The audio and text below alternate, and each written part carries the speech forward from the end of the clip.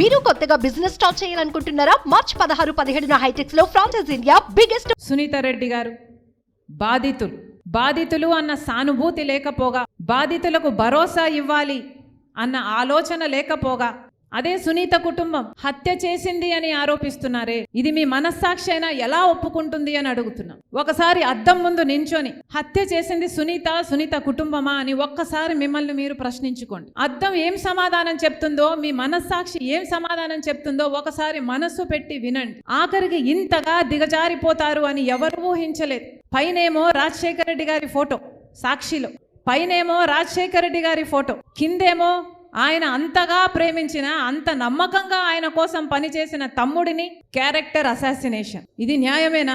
మీకోసం పనిచేసినప్పుడు కనిపించలేదా వివేకానంద రెడ్డి గారి క్యారెక్టర్? పోయేంత రాత్రి వరకు కూడా వైసీపీ కోసమే క్యాంపెయిన్ చేశాడు కదా. వైసీపీ నిలబెట్టిన అభ్యర్థులను ఆయన అంగీకరించకపోయినా జగన్మోహన్ రెడ్డి గారి నాయకత్వాన్ని గౌరవించి అదే వైసీపీ కోసమే క్యాంపెయిన్ చేసిన వ్యక్తి. ఆ రోజు మీకు కనిపించలేదు వివేకానంద రెడ్డి క్యారెక్టర్.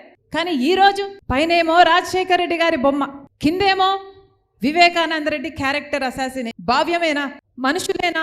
అంతటితో ఆగారా? సోషల్ మీడియాలో ఎన్ని రకాలుగా బెదిరించారు, బూతులు తిట్టారు, తోడబుట్టిన చెల్లెళ్ళు అని చూడకుండా అవమానించారు. అన్నిటినీ తట్టుకుంది సునీత. ఈరోజు నిలబడి ఉంది సునీత. ఎంతమంది చూసాం ఇన్ని సంవత్సరాలలో సునీత న్యాయం జరగాలి అని, నిజాలు తేలాలని, హంతకుడు శిక్ష పడాలి అని తిరగని చోటు లేదు, తట్టని తలుపు లేదు. నిజంగానే సునీతే తన కుటుంబమే హత్య చేసుంటే ఈ కేసుని ఇంత పర్స్యూ చేయాల్సిన అవసరం సునీతకేమిటి? సునీతే గనుక, తన కుటుంబమే గనుక హత్య చేసుంటే మరి మీకు అధికారంలోకి వచ్చారు కదా 2019లో, కేసు మీ చేతుల్లోనే ఉన్నింది కదా. మరి మీరు అప్పుడు సునీతను ఎందుకు అరెస్ట్ చేయలేదు? సునీత కుటుంబాన్ని ఎందుకు ప్రశ్నించలేదు? ఎందుకంటే దోషులెవరో నిర్దోషులెవరో మీకు తెలుసు కాబట్టి, మీ మనస్సాక్షికి తెలుసు కాబట్టి.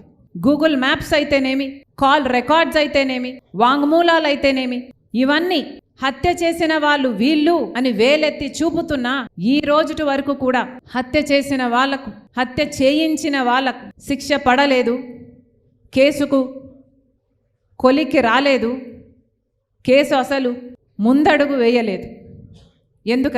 ఎందుకంటే అన్నా అని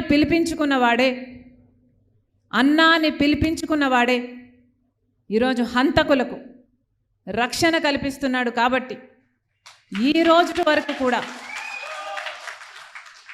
చిన్నాన విషయంలో న్యాయం జరగలేదు.